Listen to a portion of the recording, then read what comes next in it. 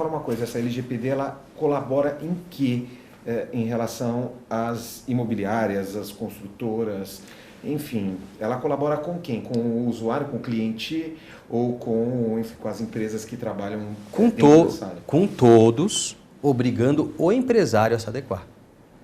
Colabora com O todos. empresário que se adequa, ele acaba tendo um plus, ele acaba, enfim, ele consegue demonstrar que ele está adequado a essas leis, até porque Sim, isso vai gerar... porque você tem um relatório de impacto. Empresas para demonstrar ao cliente, olha, nós já estamos adaptados ao LGPD, é isso? Exatamente. Aí chega o que eu te falei um pouco antes, em relação à ANPD. A ANPD, a gente tem órgãos fiscalizadores no Brasil que muitas vezes pecam, porque não conseguem agir. Territorialmente, o país é enorme, não consegue fazer a fiscalização corretamente.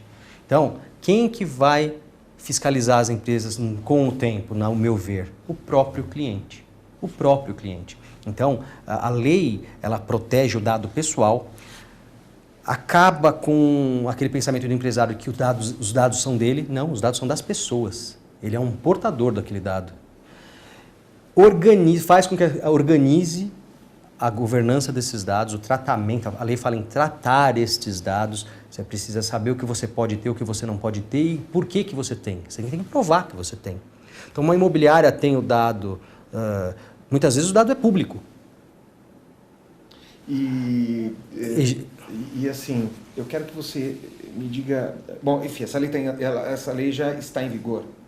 Não, ela entra em vigor em agosto de 2020. Se ela entra em agosto de 2020, qual é o passo que as empresas devem tomar em relação a essa lei que entra em vigor? Porque, de repente, essa lei entra em vigor, vamos dizer assim, essa lei entrou em vigor hoje. Quer dizer, eu sou uma empresa e eu nem sabia que essa lei entraria em vigor. Aliás, esse é o nosso compromisso aqui de levar informação, tanto ao profissional do direito como ao cidadão, informando e já contribuindo para que as pessoas saibam que essas leis estão em andamento. A lei foi promulgada em 2018 e foi dado 2 anos para a adequação dessa lei. Ah, sim. Um deputado, eu não me recordo agora o nome, fez uma pesquisa pessoal com 200 empresas e a grande maioria dessas empresas estava longe de se adequar.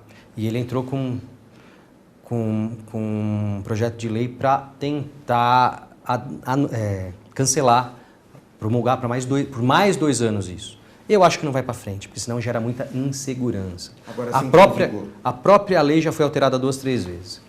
Então, entrando em vigor, por isso que existe esse prazo, foi dado esse prazo de 2 anos, o empresário ele tem que começar primeiro pela educação. Ele tem que entender basicamente o que é essa lei, o que ele tem que fazer. Num segundo momento, ele tem que sentar...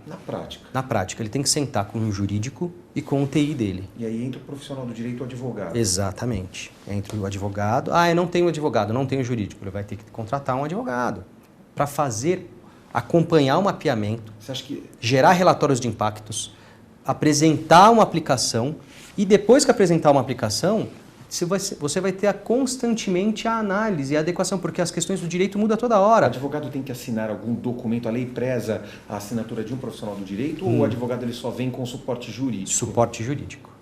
A responsabilidade não é do profissional do direito. A responsabilidade é do empresário. O empresário vai nomear o DPO, como eu falei. É o DPO quem vai ser a ponte entre clientes e empresa e Agência Nacional de Proteção de Dados.